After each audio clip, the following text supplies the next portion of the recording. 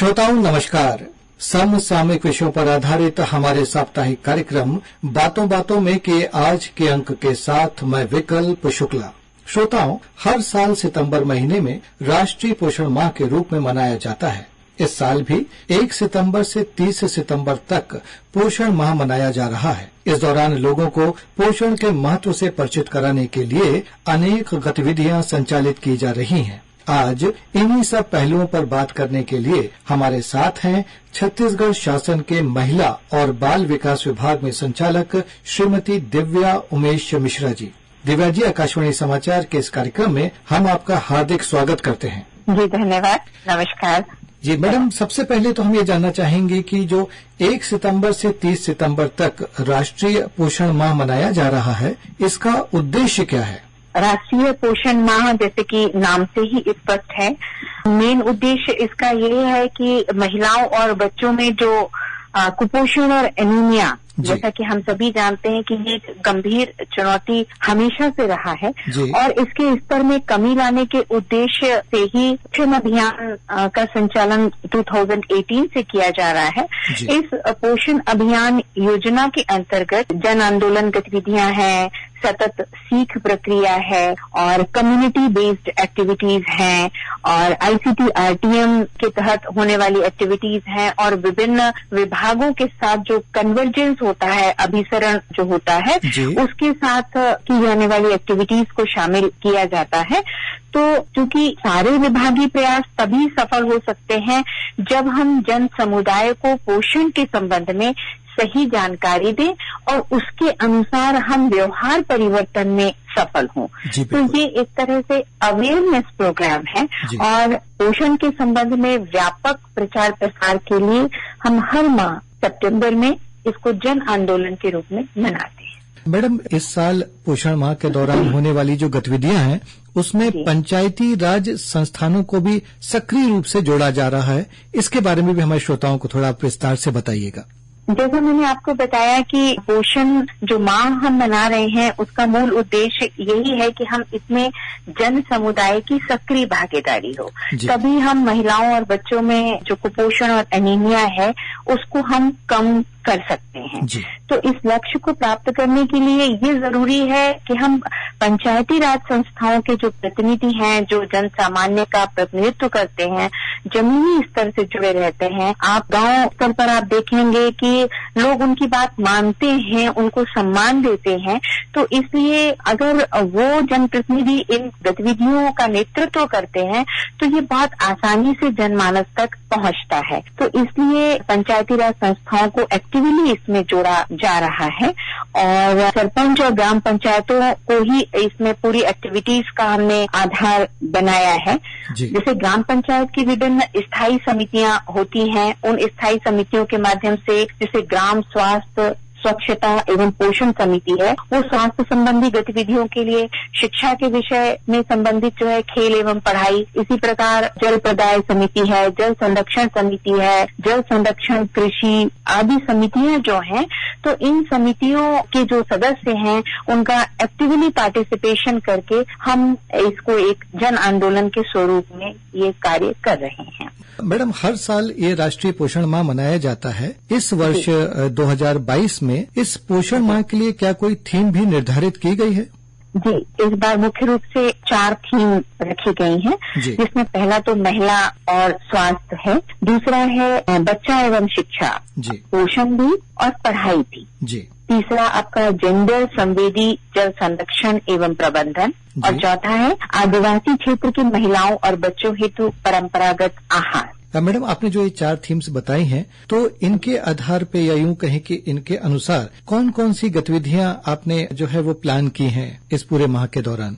जी, इन चारों थीम पर हमने एक कैलेंडर बनाया है, तिथिवार हमने एक्टिविटी कैलेंडर बनाया है और राज्य स्तर और जिला स्तर पर हमने ये कैलेंडर जारी किया है। डिस्ट्रिक्ट लेवल पर ये एक्टिविटीज उस कैलेंडर के अनुसार होंगी। राज्य स्तर पर शासन स्तर से इन गतिविधियों का संचालन किया जा रहा है। जैसे महिला एवं स्वास्थ्य की थीम पर अभी हमने 6 सितंबर को एक वर्कशॉप का आयोजन किया था, जिसमें विशेष तौर पर प्रेगनेंसी के दौरान जो स्वास्थ्य संबंधी विषय होते हैं उन पर मेडिकल कॉलेज के जो प्रोफेसर हैं, डायरेक्टर हैं और डीन हैं, उन्होंने बहुत उपयोगी जानकारी हमें उपलब्ध कराई। हमारे CDPO, सुपरवाइजर्स और फील्ड फंक्शनरीज जो थे वो उस कार्यक्रम में उपस्थित थे और महिला बाल विकास मंत्री जी द्वारा भी इस कार्यक्रम में सहभागिता की गई थी। तो इसी प्रकार से मैदानी स्तर पर हम एनीमिया कैंप का, हेल्थ कैंप का आयोजन कर रहे हैं। ऑनलाइन योग सेशंस भी आयोजित किए जा रहे हैं। पोषण और आहार संबंधी काउंसलिंग की जा रही है। मासिक धर्म की स्वच्छता पर भी बात हो रही है, वेबिनार्स हो रहे हैं और आयुष के सहयोग से भी हम स्वास्थ्य गतिविधियों का आयोजन कर रहे हैं। ये थीम तो है हमारी बच्चा एवं शिक्षा, पोषण भी और पढ़ाई भी। तो जैसा आपको पता है कि पोषण का सीधा सीधा संबंध हमारी लर्निंग कैपेसिटी के साथ में होता है, तो इसको दृष्टिगत रखते हुए इस थीम पर खेलो भी और पढ़ो भी, इस विषय पर भी हम राज्य स्तरीय, जिला स्तरीय वेबिनार्स का आयोजन कर रहे हैं। आंगनवाड़ी एवं स्कूल स्तर पर विभिन्न प्रकार की प्रतियोगिताएं भी आयोजित की जा रही हैं, जैसे कि चित्रकला है, कुछ खिलौना निर्माण है, फैंसी ड्रेस है, जो ये बच्चों में अवेयरनेस एक तरह का लाते हैं कि हाथ कैसे धोना है, हरी सब्जियां खाना है, इस तरह की बातों पर डिस्कस हो रहा है और बच्चों को इनके बारे में जागरूक किया जा रहा है। तीसरी थीम जो हमारी जेंडर संवेदी जल संरक्षण और प्रबंधन है, इस पर भी हम राज्य स्तरीय वेबिनार्स का और फील्ड लेवल पर भी हम लगातार इसमें जो उन्मुखीकरण प्रोग्राम्स हैं उनका आयोजन कर रहे हैं। चौथी थीम हमारी आदिवासी क्षेत्र के महिलाओं और बच्चों हेतु परंपरागत आहार थीम पर हम आहार विविधता वर्कशॉप कर रहे हैं। परंपरागत पौष्टिक आहार का कैटलॉग तैयार करने हेतु भी वर्कशॉप कर रहे हैं, क्योंकि विभिन्न प्रकार की व्यंजन प्रतियोगिताएं भी आयोजित की जा रही हैं। क्योंकि जैसा आप जानते हैं कि जो लोकल फूड होता है, जो स्थानीय खाना होता है, वो सरलता से उपलब्ध होने के साथ साथ बहुत पौष्टिक होता है। छत्तीसगढ़ में तो इतनी तरह की भाजियां पाई जाती हैं जो न्यूट्रिटिव वैल्यू से बहुत युक्त होती हैं और बहुत प्रकार के परंपरागत फूड हैं जिनकी न्यूट्रिशन वैल्यू बहुत अच्छी होती है। अगर हम उनको ही प्रमोट करें तो हम काफी हद तक कुपोषण और एनीमिया के स्तर को कम करने में ये हमें मदद मिल सकती है। मैडम, आपने बताया कि बहुत विभिन्न तरह की गतिविधियां जो है वो आयोजित की जाएंगी, बहुआयामी गतिविधियां। तो इसमें महिला और बाल विकास विभाग के अलावा अन्य किन विभागों द्वारा इस पोषण माह के दौरान सहभागिता दी जाएगी? देखिए, ये विषय इतना वास्ट है कि बिना हम इंटर डिपार्टमेंटल कन्वर्जेंस के बहुत सारे विभागों के सहयोग के बिना इस लक्ष्य को हम पहुंच नहीं सकते हैं।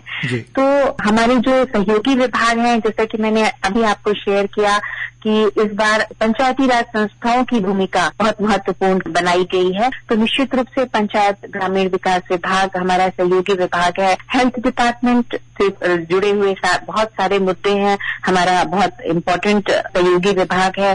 स्कूल शिक्षा विभाग, इसके अलावा PHE डिपार्टमेंट है जो कि वाटर उपलब्धता और उस पानी को हाइजीनिक, इसके संबंध में बहुत ज्यादा महत्वपूर्ण भूमिका अदा करता है। आयुष है, हॉर्टिकल्चर है, हॉर्टिकल्चर विभिन्न प्रकार के मेडिसिनल प्लांट को प्रमोट करता है। एग्रीकल्चर डिपार्टमेंट है। तो इन विभागों की हमें सहयोग और सहभागिता प्राप्त हो रही है। मैडम, एक सवाल और पैदा होता है कि पोषण माह के दौरान बच्चों के पोषण स्तर को मापने के लिए क्या कोई कार्यक्रम प्लान किया गया है? बच्चों की ऊंचाई और वजन कुपोषण की सही स्थिति जानने के लिए बहुत ज्यादा जरूरी है। जो हमारे आंगनवाड़ी केंद्र हैं, वहाँ पर रूटीन में हर माह में बच्चे का वजन और ऊंचाई ली जाती है। पर छत्तीसगढ़ सरकार में, छत्तीसगढ़ राज्य में एक विशेष पहल की गई है कि हम वजन त्योहार का आयोजन एक निश्चित अवधि में हम करते हैं। जैसे अभी हमने अगस्त में 1 से 13 अगस्त तक हमने वजन त्योहार का आयोजन किया था। ये एक, जैसा नाम से स्पष्ट है कि ये एक फेस्टिवल के रूप में आयोजित किया जाता है। तो आंगनवाड़ी केंद्र पर बच्चे आते हैं और वहाँ पर हम बच्चों का वजन लेते हैं, उनकी लंबाई लेते हैं और उसके लेने के बाद बच्चे के पोषण जो भी उसका स्तर निकलता है उसके बारे में उसके माता पिता को जानकारी देते हैं। और अगर बच्चा कुपोषित है तो उसके सही खान पान, देखरेख, उसके सही पोषण व्यवहार के संबंध में भी काउंसलिंग की जाती है और आवश्यकता अनुसार उसको स्वास्थ्य सुविधाएं उपलब्ध कराने पर भी पहल की जाती है। मैडम, शासन द्वारा तो इस राष्ट्रीय पोषण माह के दौरान अनेक गतिविधियां आयोजित की ही जा रही हैं, लेकिन जिन लोगों को अपने बच्चों के पोषण स्तर की जांच करानी है, उन्हें जो है वो कहाँ ले जाना होगा अपने बच्चों को? क्योंकि इस समय बड़ी संख्या में श्रोता इस कार्यक्रम को सुन रहे हैं, कई लोग उत्सुक भी होंगे ये कार्यक्रम सुन के, तो वो अपने बच्चों को कहाँ ले जाएं? जो भी निकट का आंगनवाड़ी केंद्र है, हमारे 52,474 आंगनवाड़ी केंद्र हैं और सभी आंगनवाड़ी केंद्र में हमारे बच्चों का वजन लेने के लिए, उनकी लंबाई लेने के लिए सारे इक्विपमेंट्स उपलब्ध हैं। हमारी आंगनवाड़ी वर्कर्स उसके लिए प्रशिक्षित है। वहां पर जाकर आप बच्चे का वजन और लंबाई ले सकते हैं और उसके आधार पर बच्चे के पोषण स्तर के बारे में आंगनवाड़ी वर्कर उन्हें बताएगी और उसके अनुसार हम फर्दर एक्टिविटीज उसकी प्लान करते हैं कि आगे क्या करना है। मैडम, अभी तक हम बात कर रहे हैं कुपोषण की, कुपोषण को दूर करने की। ये भी बताइएगा कि कुपोषण कितनी तरह का होता है? कुपोषण वैसे तो 3 उसमें नापा जाता है। एक तो अंडरवेट, अल्प वजन जिसको हम कहते हैं, जिसमें एज के अकॉर्डिंग बच्चे का वजन कम होता है। ये आमतौर पर कुपोषण को हम इसी पैमाने पर ही लेकर चलते हैं। दूसरा एक स्टंटिंग, जिसको बौनापन कहा जाता है, कि आयु के अनुसार लंबाई कम है। और तीसरा होता है दुर्बलता, वेस्टिंग जिसको कहते हैं। इसमें ऊंचाई के अनुसार वेट काफी कम होता है, वो उसको दुर्बलता की श्रेणी में वो आता है। जी मैडम, हमारे छत्तीसगढ़ प्रदेश में कुपोषण की वर्तमान स्थिति क्या है? NFHS 5 के डेटा अभी रिसेंटली ही पब्लिश हुए हैं। तो इसके अनुसार छत्तीसगढ़ में 5 वर्ष तक के आयु के बच्चों में जो अंडर वेट में कुपोषण जो है वो 31.3% है और स्टंटेड 34.6% है और जो दुर्बलता है वो 18.9% है। मैं आपको यहाँ बताना चाहूंगी कि जो ये NFHS 5 के डेटा है वो सैंपल टेस्टिंग के बेस पर जारी होते हैं और जो हम वजन त्योहार मनाते हैं, उस वजन त्योहार में हम एक एक बच्चे का वजन लेते हैं। लगभग हमारे बच्चे जो है लगभग 22.95 के आसपास हमारे बच्चे हैं इस एज ग्रुप के, तो हम एक एक बच्चे का वजन लेते हैं। तो उसके अनुसार हमारा जो अंडरवेट अल्प वजन कुपोषण जो है वो 19.86% है और इसके आधार पर ही हम अपनी सारी योजनाएं जो है वो प्लान करते हैं। मैडम, कुपोषण को दूर करने के लिए छत्तीसगढ़ शासन द्वारा क्या क्या प्रयास किए जा रहे हैं? कुपोषण को दूर करने के लिए आंगनवाड़ी केंद्रों के माध्यम से तो गर्भवती महिलाएं हैं और 6 माह से 6 वर्ष के जो बच्चे हैं उनको पूरक पोषण आहार प्रदान किया जाता है।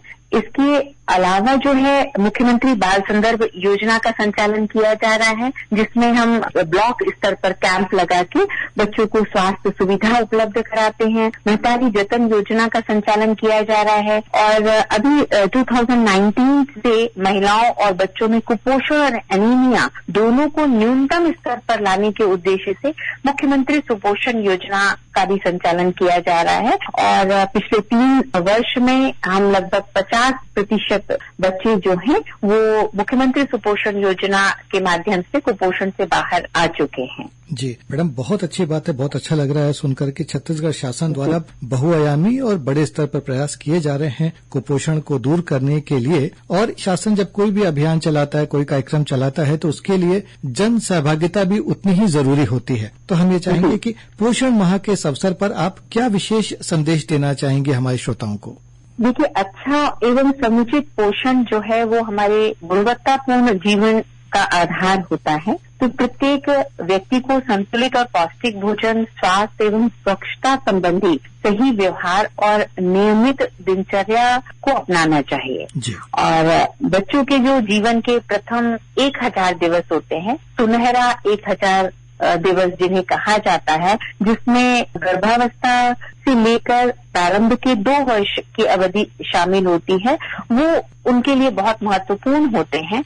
उसमें शिशु को अर्ली ब्रेस्ट फीडिंग है, 6 माह की उम्र तक केवल ब्रेस्ट फीड कराना है, 6 माह की उम्र पूर्ण होने पर ऊपरी आहार देना है। सुपोषण के लक्ष्य को ये सब प्राप्त करने के लिए बहुत ज्यादा जरूरी है। साथ ही पोषण, स्वास्थ्य और स्वच्छता के प्रति जागरूकता, सही व्यवहार, ये बहुत ज्यादा जरूरी है। तो मैं इस मंच के माध्यम से सभी से अनुरोध करती हूँ कि हम सभी मिलकर ये संकल्प लें कि सुपोषण एवं स्वच्छता की स्वयं परिवार एवं समाज को जागरूक करने के साथ साथ हम इसमें भागीदार बनेंगे। समुदाय में शिशुओं के पहले सुनहरे 1000 दिन उनके स्वास्थ्य, शिक्षा, देखभाल, सुपोषण तथा स्वच्छ पेयजल के लिए जन जागृति फैलाने का हम यथासंभव प्रयास करें एवं उचित पोषण के संबंध में अपनी जिम्मेदारी को समझते हुए इस दिशा में सार्थक पहल करें, ताकि हम सुपोषित समाज और पोषित छत्तीसगढ़ के निर्माण में हम अपना योगदान दे सकें। जी, बहुत अच्छा लगा मैडम, और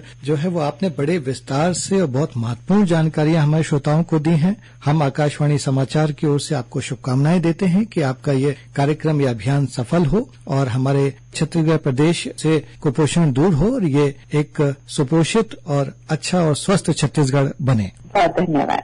तो श्रोताओं, इसी के साथ समसामयिक विषयों पर आधारित हमारा साप्ताहिक कार्यक्रम बातों बातों में का आज का अंक यहीं संपन्न होता है। अगले हफ्ते एक नए विषय के साथ हम फिर हाजिर होंगे। अब हम आपसे विदा लेते हैं। नमस्कार।